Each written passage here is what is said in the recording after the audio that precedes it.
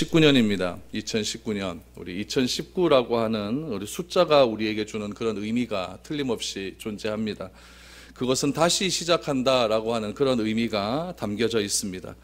그런데 가만히 생각해 보면은 다시 시작하기는 시작한다고 하는데 달라진 것은 하나도 없습니다. 집도 그대로고 회사도 그대로고 또 먹는 음식도 만나는 사람도 별 특별하게 달라진 것 같아 보이진 않습니다. 그렇기 때문에 우리가 똑같은 시간과 똑같은 환경과 똑같은 상황 속에서 숫자의 개념으로 새로운 것이 시작되었다라고 한다면 우리에게 주는 의미는 아무것도 없습니다. 하루하루의 삶이 우리가 새날이 되어지고 하루하루의 삶이 우리가 구원받은 자로서 성화의 삶을 우리가 느끼며 살아가지 못한다고 한다면 여러분, 숫자가 아무리 바뀌고 또 20년이 되고 21년이 돼도 그것은 의미가 없는 것입니다. 올해도 우리는 예전과 같이 똑같이 믿지 않는 사람들과 어울려 살게 될 것입니다. 예수를 그리스도라고 고백하는 성도들이 그렇지 않은 사람들과 함께 한 공간에서 또 한 시간 속에서 한 나라 속에서 우리가 살아갈 것입니다. 2019년 우리가 살아가는 이 사회는 예수님이 오셨을 때 그때와 그때의 사회와는 상황이 많이 다른 상황 속에서 우리가 살아가게 됩니다. 차이가 나도 너무나 많이 다른 것이 있고 공통점이 있어도 같은 공통점은 틀림없이 존재할 겁니다. 예수님이 계셨을 때는 그 예수님이 계셨던 그 이스라엘 땅에는 하나님을 다 아는 사람들이 많았습니다. 유대 사회는 전적으로 하나님을 신뢰하고 하나님을 믿는 사람들이었죠. 예수님이 그 땅에 오신 까닭은 무엇이냐면은 유대인들이 사고 속에 있는 하나님께서 자신을 드러내셨거든요. 나는 이런 하나님이다. 나는 이런 하나님이다. 라고 이렇게 드러내셨음에도 불구하고 하나님이 자신을 보이신 것과 너무나 달랐기 때문에 그것을 바로잡기 위해서 이 땅에 오신 것입니다. 그래서 하나님이 진짜 어떤 하나님이신지를 바로 보여주기 위해서 유대 땅 가운데 오신 것입니다. 오늘날에는 어떻습니까? 하나님의 살아계심을 거부하는 시대 속에 살아가고 있지 않습니까? 특별히 오늘날 시대에는 다원주의 시대이고 또 진화론 사고가 우리들의 사고를 지배하는 그런 시대 속에서 우리가 하루하루를 살아가고 있습니다. 그렇기 때문에 그때 예수님이 살아계셨을 때와는 다르게 하나님 자체를 우리의 절대 기준과 목적으로 삼고 그렇게 살아가는 시대는 아니라는 점입니다. 우리는 우리 주변에 압도적으로 비기독교인들이 많이 존재하고 있고 그들 속에서 우리가 과연 어떻게 하나님을 드러내고 어떻게 하나님의 이름을 드러내는 삶을 살아가는가는 그런 의미에서 굉장히 중요한 시대입니다. 그러므로 우리가 올해도 믿음을 가지고 살아간다는 것은 어떤 모습으로 살아가야 하는가, 똑같은 모습이 아니라 어떻게 변화된 모습으로 우리가 살아가야 하는가를 결정하고 우리가 실행에 옮기는 일은 굉장히 중요한 일입니다. 그래서 올해 우리 교회 표어가 주님께 기쁨과 세상에 희망을 주는 사람들입니다. 주님께 기쁨과 세상에 희망을 주는 사람들.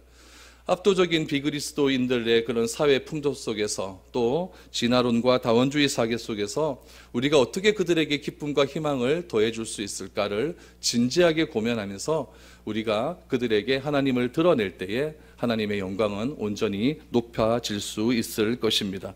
오늘 이런 우리가 살고 있는 사회적인 분위기가 오늘 예레미야 29장에 나타난 그런 사회적인 분위기와 너무나 유사하다는 것을 먼저 기억하시고 오늘 말씀을 들으시기를 바랍니다. 오늘 본문의 말씀은 이런 내용들이 담겨져 있죠. 바벨론의 느부갓네살 왕이 예루살렘을 공격을 합니다. 그래서 유다의 이고니아 왕과 1만 명의 예루살렘 백성을 바벨론으로 포로로 잡혀간 그때에 관한 이야기입니다. 이때 바벨론의 포로로 잡혀간 유대인들의 분위기는 굉장히 불완전했죠. 그들의 신분 자체가 포로의 신분으로 살아있기 때문에 미래는 도저히 긍정적이고 또 희망에 찬 그런 미래는 도저히 생각지도 못하는 그런 안 좋은 상황 가운데 있었습니다.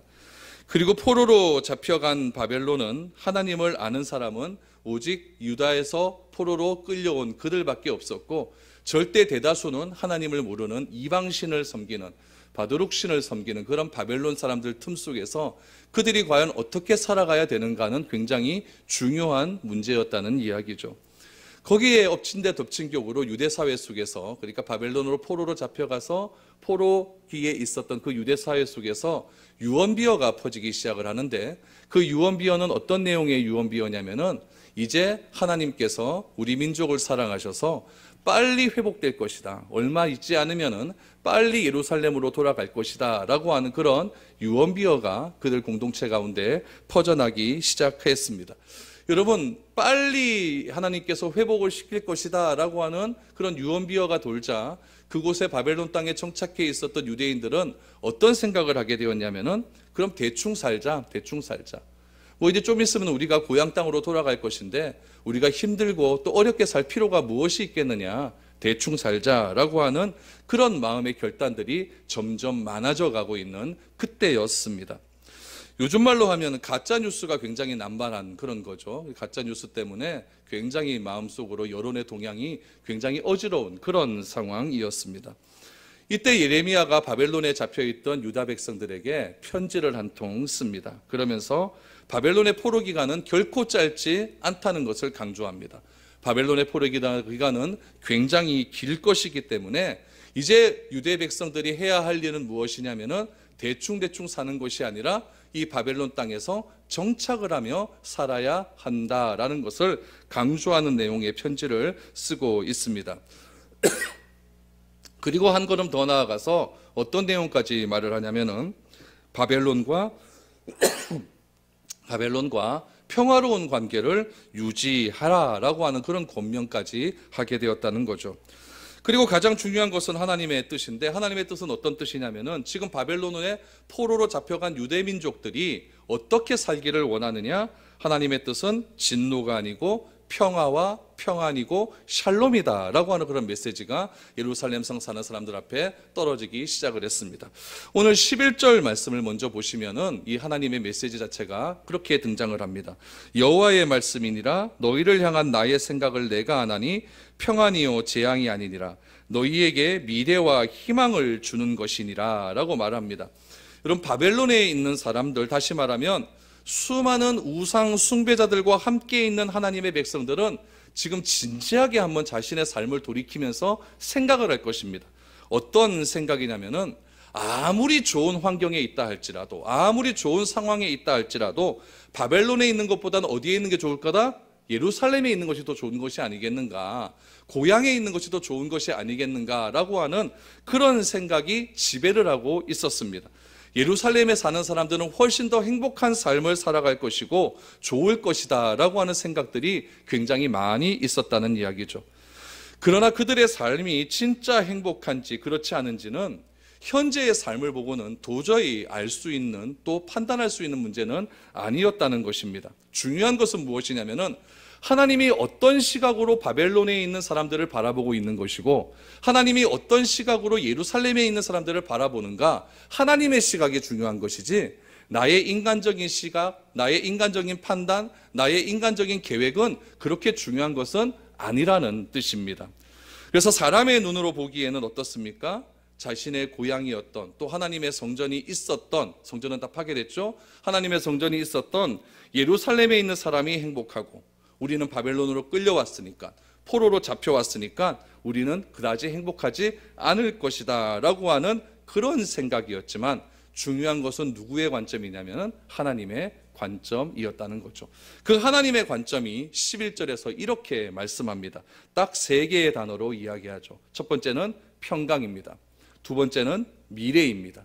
세 번째는 희망입니다. 여러분, 인간적인 눈으로 바라볼 때는 바벨론 땅에 사는 것은 전혀 희망도 없는 것 같고 평강도 없는 것 같고 미래가 없는 그런 상황인 것 같은데, 하나님의 시각은 무엇이었냐면은 환경적으로 완전히 우상 숭배의 한 가운데 있는 그런 백성들을 향하여서 내가 원하는 것은 평강과 미래와 희망이다라고 하는 메시지가 들어왔다는 이야기입니다. 사람의 눈으로 본 예루살렘 사람들이 아니라 사람의 눈으로 보았을 때 불행하다고 생각했던 바벨론의 포로로 잡혀 있는 사람들에게 말씀하신 내용이 바로 평강과 미래와 희망이라는 메시지였다는 겁니다.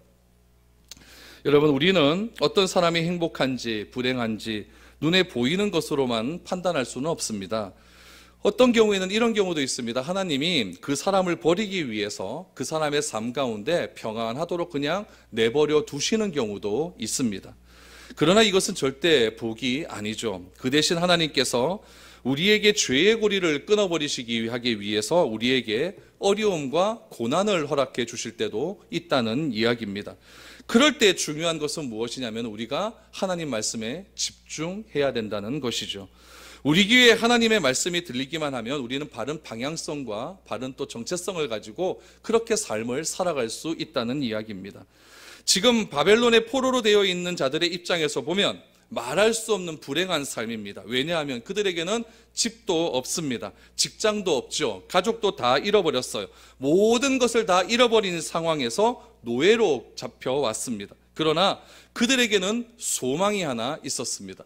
그 소망은 무엇이냐면은 하나님께서 그들을 예루살렘의 부패한 종교와의 연결고리를 끊어버리시고 이제는 바른 믿음 생활을 할 수 있도록 잠시간의 힘들지만 어려운 환경이지만 우상 숭배의 구렁텅이에 집어넣으셨다는 것이 희망입니다.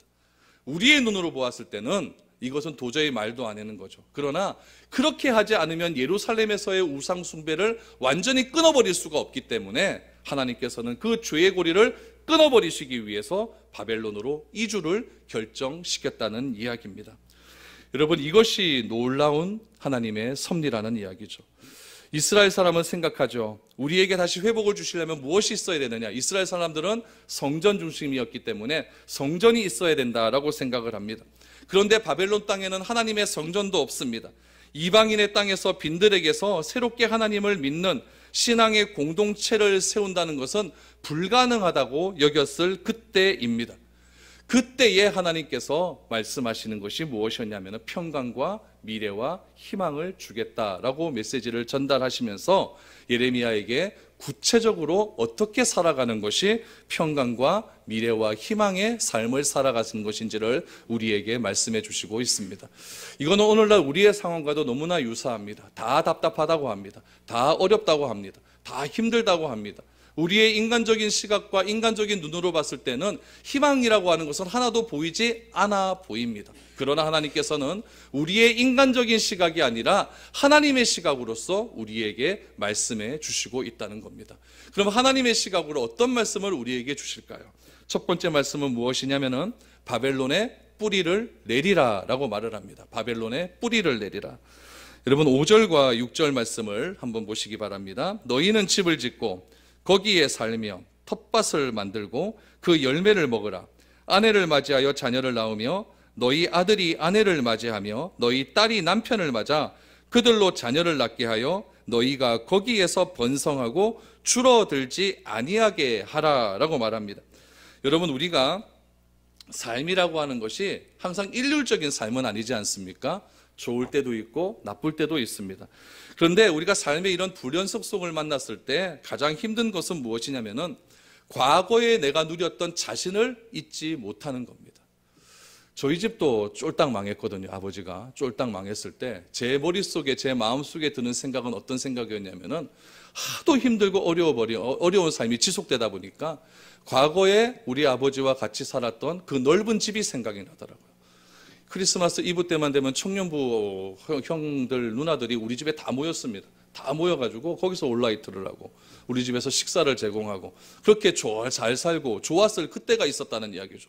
근데 완전히 무너지고 나버리니까 현실에서는 그런 집이 없고 반지하에서 그렇게 살아가고 있다 보니까 자꾸 내 삶 속에서 느껴지는 생각은 무엇이냐면은 과거에 내가 이랬었던 것이 좋았었지, 과거에 이렇게 삶이 너무나 행복했지, 이런 생각만 어린 나이에 자꾸만 들어간다는 이야기입니다. 그래서 자꾸 자기가 과거에 좋았을 때의 기준에 맞추어서 과거로 돌아가려고 하는 회귀습성이 우리 가운데 있다는 이야기죠.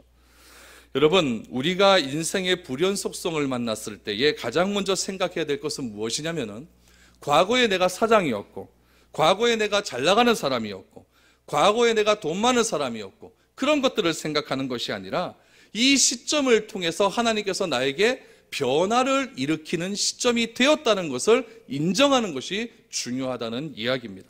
그래서 빨리 과거의 모습은 잃어버리고 눈앞에 있는 현실의 모습에서 나의 달려갈 길을 찾아야 된다는 이야기죠.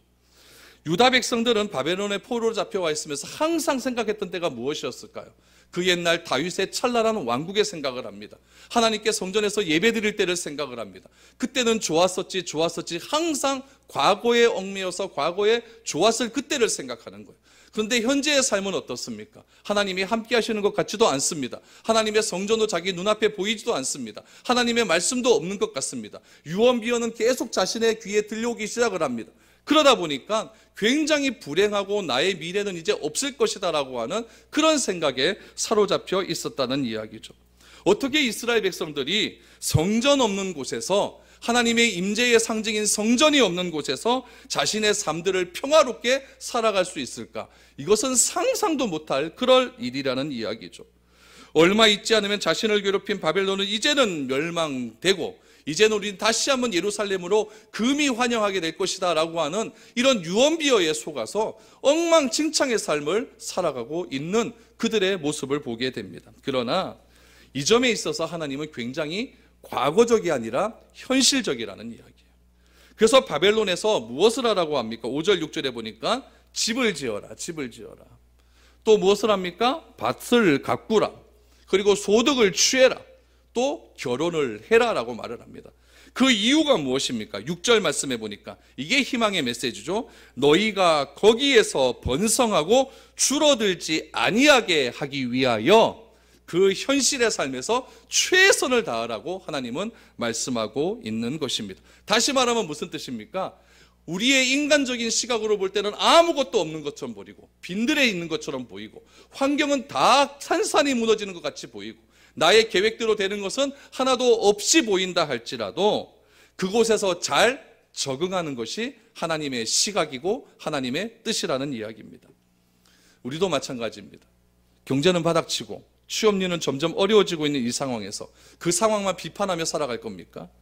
절망하지 말고 현실을 인정하고 현실의 삶 속에서 하나님의 백성으로서 내가 어떠한 삶을 살아가는 것인가, 어떠한 삶을 살아가는 것이 진정으로 하나님의 영광을 드러내는 삶을 살아가는 것인가, 이것을 여러분 우리가 고민하고 생각하면서 그렇게 살아가야 될 것 아니겠습니까? 세상 사람들은 굳이 내가 예수를 믿는다고 말하지 않아도 다 압니다. 예수 믿는 사람들은 뭔가 달라도 좀 다릅니다. 문화도 다르죠. 밥 먹을 때 보면 맨날 기도하고 밥 먹죠. 또 주일날 되면 어디 가자 그러면 교회 간다고 또 주일 빠지지도 않죠. 그러다 보니까 저 사람은 예수 믿는 사람이구나 다 알고 있다는 이야기예요. 그러므로 이럴 때일수록 현실에 대한 비판과 과거에 사로잡혀서 아무것도 가지고 있지 않는 것이 아니라 하나님을 모르는 그런 비그리스도인들과 정책을 탓하고 이 상황을 탓하고 욕하고 좌절하는 것이 아니라 이 상황 속에서 내가 할 수 있는 것을 찾아내라는 이야기죠.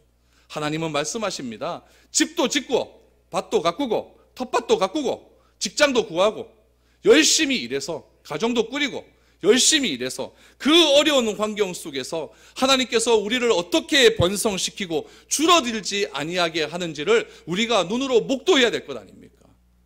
그것이 그리스도인의 바른 삶 아니겠습니까? 하나님은 그렇게 오늘날 우리에게 주어진 환경을 탓하지 말고 그 환경 삶 속에서 최선을 다하라고 말하고 있습니다. 그래서 7절 말씀을 보십시오. 너희는 내가 사로잡혀 가게 한 그 성읍의 평안을 구하고 그를 위하여 여호와께 기도하라. 이는 그 성읍이 평안함으로 너희도 평안할 것임이니라. 하나님은 누구를 위해서 기도하라고 합니까? 바벨론 땅을 위해서 기도하라고 합니다. 바벨론은 여러분 철천지 원수 아닙니까? 바벨론 때문에 하나님의 성전은 다 무너졌고 예루살렘은 초토화되었고 우리가 바벨론 때문에 이곳으로 잡혀왔음에도 불구하고 하나님께서 그들에게 하신 메시지, 하나님의 시각으로서 그들에게 하는 메시지는 무엇이냐면은 내가 사로잡혀 가게 한 그 성읍의 평안을 구하라라고. 평안을 구하라. 그를 위하여 기도하라. 왜 그렇습니까? 그 성읍이 평안해야 믿는 그리스도의 삶도 평안해질 수 있기 때문이라는 이야기죠. 바벨론이 어려움이 생기면 어떻게 됩니까? 그 어려움은 고스란히 유다 민족에게로 돌아갈 수밖에 없습니다. 바벨론이 망하고 여러분 흥하는 것은 누구의 소관입니까? 하나님의 소관이고 우리가 해야 할 일은 하나님께 전적으로 현재의 상황을 바라보면서 기도하는 일이라고 말을 하고 있는 겁니다. 우리도 그렇지 않습니까? 우리가 속한 나라가 평안해야 내 삶도 평안해질 것 아니겠습니까? 나라가 평안해져야 직간접적으로 우리 백성들도 평안을 누릴 수 있는 것 아니겠습니까?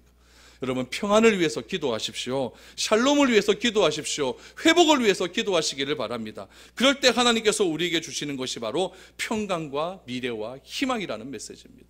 하나님은 말씀하십니다. 절대 이 불안정한 환경 속에서 그 환경과 상황을 탓하지 말고 바벨론에 깊이 뿌리를 내려라. 깊이 뿌리를 내려라.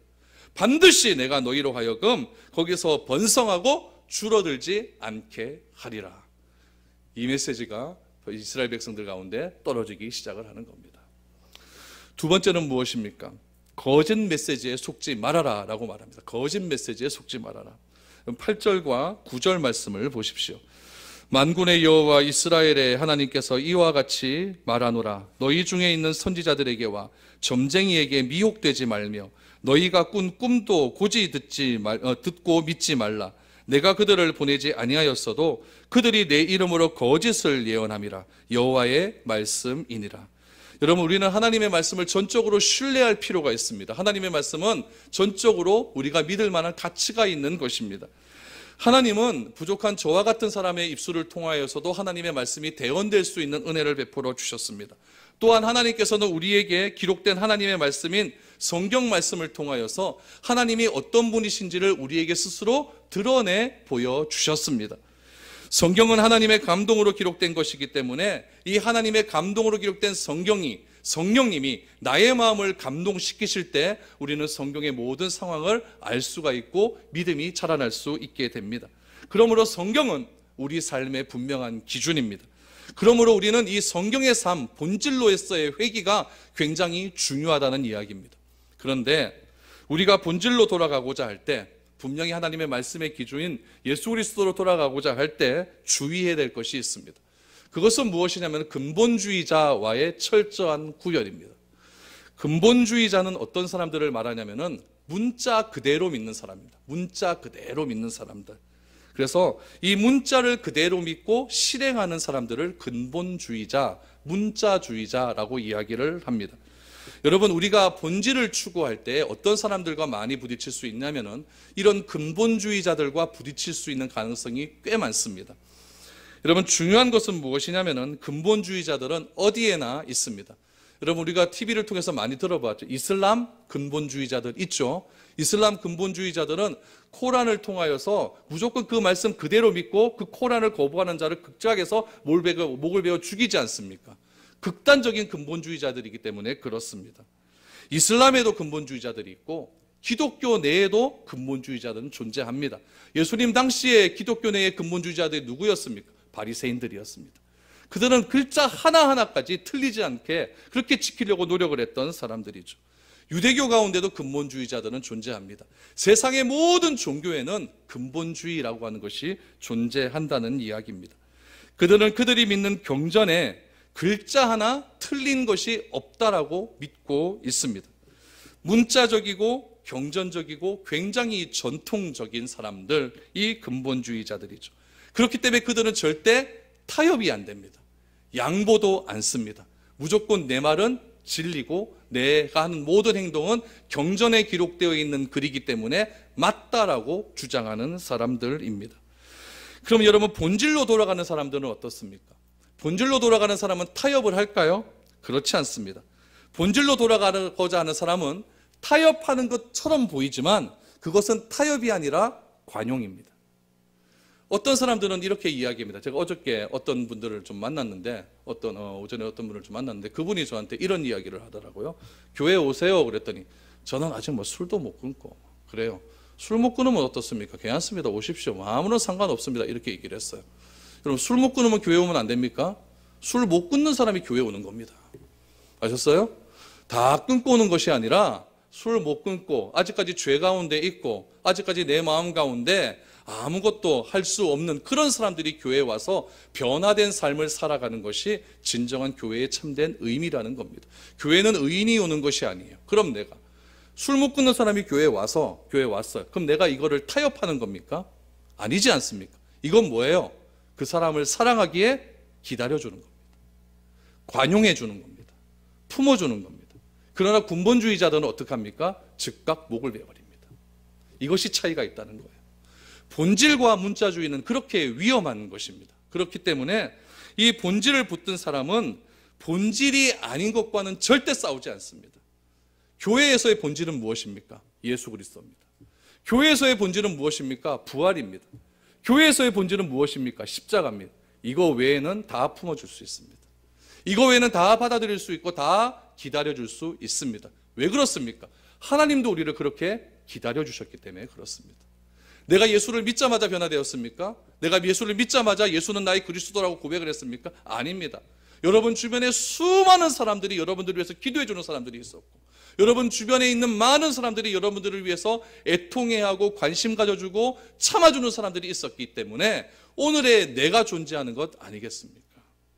그러므로 여러분, 비본질적인 것 갖고는 절대 다투지 마십시오. 뭐 누가 저런 말 했니 저런 말 했니, 그랬다 그래 알았다 내가 그런 사람이다 이렇게 하라고 치아버리십시오. 교회에서 그거 뭐 무슨 말 했는지 안 했는지 그거 찾아서 그거 근본부리 짜자갖고 뭐 하려고 합니까? 다 관용해 주시라는 이야기. 교회는 무엇입니까? 본질로 돌아가야 됩니다. 교회는 비본질적인 것을 가지고 다투다가 여러분 얼마나 지금 이 시대 속에서 교회가 욕을 얻어먹고 있습니까? 하나님께서는 오늘 8절과 9절 말씀 속에서 예레미야를 통해서 무엇이라고 말을 하냐면 본질을 추구해라 라고 말을 하는 겁니다. 그 본질을 추구함에 있어서 어떤 것을 조심해라? 꿈도 듣지 말고 선지자나 점쟁이의 잘못된 메시지에 절대 현혹되지 말라고 말씀을 하고 있습니다. 왜 그렇습니까? 그들은 하나님의 이름으로 방자히 행함으로 거짓을 말하고 비본질적인 것으로 예언하는 자이기 때문에 그렇습니다. 예언이 무엇입니까? 내 앞에 장래일을 말하는 것이 예언입니까? 절대 그것이 아닙니다. 그것은 무당이죠. 그건 점쟁이죠. 그러나 이 하나님께서 말하신 본질적인 예언은 무엇이냐면은 하나님께서 우리를 사랑하셨고 하나님께서 우리를 사랑하시기에 예수 그리스도를 이 땅에 보내어 주셨고 그를 믿는 자마다 구원을 받는다고 하는 구원의 확실성, 이것이 예언 아니겠습니까? 그래서 그분의 말씀만 신뢰하고 그 예수 그리스도가 어떤 분이신지를 알기에 최선을 다해 따라가라고 말을 하고 있습니다. 그래서 10절을 보십시오. 하나님의 본질이 무엇입니까? 여호와께서 이와 같이 말씀하시니라. 바벨론에서 70년이 차면 내가 너희를 돌보고 나의 선한 말을 너희에게 성취하여 너희를 이곳으로 돌아오게 하리라. 하나님의 말씀은 몇 년입니까? 70년입니다. 70년만 참고 견디면 어떻게 된다? 다시 예루살렘 땅으로 돌아오게 될 것이다. 이것이 본질입니다. 그러나 거짓 선지자들은 금방 돌아갈 것 같다고, 금방 갈 것 같다고 바벨론에서 대충 살라라고 그렇게 말을 하고 있다는 이야기입니다. 여러분, 이런 말을 분별할 수 있는 능력이 나에게 있어야 됩니다. 그렇지 않으면 우리는 평생 신앙생활하면서 이 말에 휘끗거리고 저 말에 휘끗거리고 기독교 방송에서 나오는 말들은 다 진짜인 것 같고 가짜들이 와서 이상한 메시지를 던져도 다 내가 은혜 받았다 그러고 인터넷 보면서 그게 진짜라고 생각을 하는 것들이 너무나 많고 비본질적인 것에 흔들려서 나의 본질적인 신앙이 훼손될 때가 너무나 많이 있다는 이야기입니다. 여러분, 이런 것에서 잘 분별할 수 있는 그런 능력이 우리에게 넘쳐날 수 있기를 소망합니다. 바벨론에 잡혀있는 자들에게 거짓 메시지에 속지 말라라고 말을 합니다. 세 번째는 무엇입니까? 아주 평범하죠? 기도해라 라고 말합니다. 기도해라. 12절과 13절입니다. 너희가 내게 부르짖으며 내게 와서 기도하면 내가 너희들의 기도를 들을 것이요 너희가 온 마음으로 나를 구하면 나를 찾을 것이니라. 나를 만나리라 라고 말합니다. 하나님은 유다 백성들의 눈에 보이는 모든 것을 잃어버렸지만 그 대신 누구를 찾기를 원합니까? 하나님을 찾기를 원한다는 거예요. 유다 백성들은 자기의 집도 잃어버렸습니다. 자기의 터전도 잃어버렸습니다. 가족도 잃어버렸습니다. 내가 내 눈을에서 내가 내 울타리 안에서 생활할 수 있는 모든 것들은 다 잃어버렸어요. 그 시점에서 하나님께서 찾으라 라고 말하는 것은 무엇이었냐면은 하나님을 찾아라. 하나님을 찾아라. 이런 바벨론 들판은 마치 모세가 이스라엘 백성들을 데리고 왔던 시내 광야와 같이 이스라엘 백성들이 보기에 너무나 허탈한 곳이었습니다. 이스라엘 백성들이 모세의 인도에 의해서 애굽에서 출애굽을 했었을 때 얼마나 큰 기대감을 가지고 출애굽을 했겠습니까? 그런데 그들 앞에 보이는 것은 무엇입니까? 광야였습니다. 돌멩이밖에 없고 덥고 춥고 아무것도 없는 그런 광야밖에 없었다는 이야기죠. 바벨론에 잡혀갔던 이스라엘 백성들의 눈에 보이는 것은 무엇이었습니까? 화려한 바벨론의 문화였습니다. 화려한 바벨론의 우상 숭배였어요. 음란한 신들이었어요. 그런 것들 안에서 내가 과연 어떻게 살아가야 될까? 그 잘못된 가치관으로 가득 쌓여있는 이 바벨론의 그 문화 속에서 내가 과연 어떻게 살아갈 것인가를 그들은 그제서야 고민하기 시작을 했다는 것입니다. 이스라엘 백성들은 모세를 따라 광야로 들어갔을 때 거기서 목이 말라 죽는 줄 알았습니다. 그러나 목이 말라 죽을 듯할 그때마다 하나님께서는 물을 보내주셨고, 배가 고파 죽을 것 같은 그런 상황 속에서 하나님께서는 만나와 메추라기를 보내어 주셨습니다. 또 그들은 그 광야에서 하나님의 구름 기둥과 불 기둥의 존재를 실질적으로 보았고 그곳의 인도함을 따라 가기 시작을 했다는 겁니다. 그들은 하나님이 주신 만나를 먹고 생수를 마셨습니다. 물론 만나를 먹고 생수를 마실 때 그때는 감격이 있었지만은, 물론 힘이 들고 위험할 때도 있었지만은 하나님의 기적은 광야에서 계속적으로 만들어져 나아갔다는 이야기입니다. 우리에게도 어려운 환란이 찾아왔을 때 우리의 주위 사람들도 잊어버리고 내일 어떤 일을 해야 할지도 잊어버리고 혼자 빈들에서 하나님을 한번 깊이 묵상할 수 있는 그런 시간은 반드시 필요합니다. 물론 우리가 이 세상에 살면서 전심으로 하나님을 찾는다, 이거 쉽지 않습니다. 우리는 장사도 해야 됩니다. 또한 공부도 해야 되죠. 사회생활도 해야 되죠. 사람들도 만나야 되죠. 또 여가도 즐겨야 되죠. 그러나 내 생각이 복잡하고 내가 하나님에 대한 그런 집중력이 좀 떨어지고 내 마음 가운데 심한 갈등의 소용돌이가 계속 휘몰아쳐 갈 때 우리는 잠시 빈들로 나가 있는 것도 좋은 방법입니다. 그곳에서 하나님은 무엇이라고 말을 합니까? 12절에 보니까 너희가 내게 부르짖으며 내게 와서 기도하면입니다. 내게 와서 기도하면 하나님께서 반드시 그 기도를 들어주시겠다라고 말합니다. 온 마음으로 나를 찾고 찾으면 내가 너를 반드시 만나겠다라고 약속을 해 주셨습니다. 혹시 사업이나 다른 일을 그만두었을 때 내가 어떻게 살아갈까? 무엇을 먹을까? 어떤 일을 해야 할까? 염려하고 근심하기보다는 오늘 12절과 13절의 말씀을 다시 한번 붙들 수 있기를 바랍니다. 내게 와서 기도하면 내가 너희의 기도를 들을 것이고 너희가 온 마음으로 나를 구하면 나를 찾으리라, 나를 만나리라. 이 하나님의 메시지를 붙드시고 이 험한 세상 싸워 이겨나가는 그런 우리가 되어야 할 것입니다. 14절 마지막 보십시오. 이것은 여호와의 말씀이니라. 나는 너희들을 만날 것이며 너희를 포로된 중에서 다시 돌아오게 하되 내가 쫓아 보내었던 나라들과 모든 곳에서 모아 사로잡혀 떠났던 그곳으로 돌아오게 하리라. 이것은 여호와의 말씀이니라. 하나님은 사람이 할 수 있는 것을 하시는 것이 아니라 사람이 도무지 할 수 없는 일을 하셔서 이 사람은 하나님의 사람이며 하나님이 이 일을 하셨음을 나타내심으로 자신이 온전히 영광받기를 원하신다는 겁니다. 우리 인간의 생각은 빨리 고향으로 돌아갔으면 좋겠는데 하나님의 생각은 70년이 차야 돌아간다는 겁니다.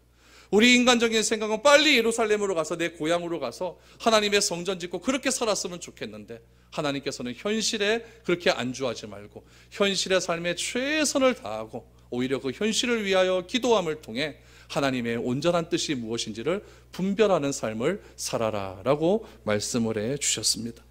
하나님은 올해 우리에게 새로운 표어를 주셨습니다. 주님께 기쁨과 세상에 희망을 주는 사람들. 어떤 삶을 살아갈 때 주님께 기쁨을 드릴 수 있겠습니까? 여러분, 본질을 추구하십시오. 어떤 삶을 살아갈 때 주님께 기쁨을 드릴 수가 있겠습니까? 세상 사람들의 말에 미혹되지 마십시오. 어떻게 삶을 살아갈 때 하나님께 기쁨을 드릴 수 있겠습니까? 하나님의 말씀에 집중해 보십시오. 그것이 하나님께서 받으시는 기쁨의 증거입니다. 어떤 삶을 살 때 이 세상에 희망을 줄 수 있을까요? 하나님 말씀에 집중하시고 현실의 삶 속에서 그리스도를 드러내는 삶을 살아보십시오.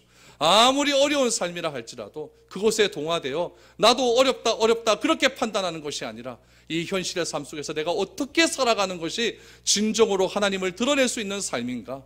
그곳에서 밭을 갈고 가족을 구하고 그곳에서 집을 짓고 살아가는 것이 어떻게 살아가는 것인가를 진지하게 고민해 보시기를 바랍니다.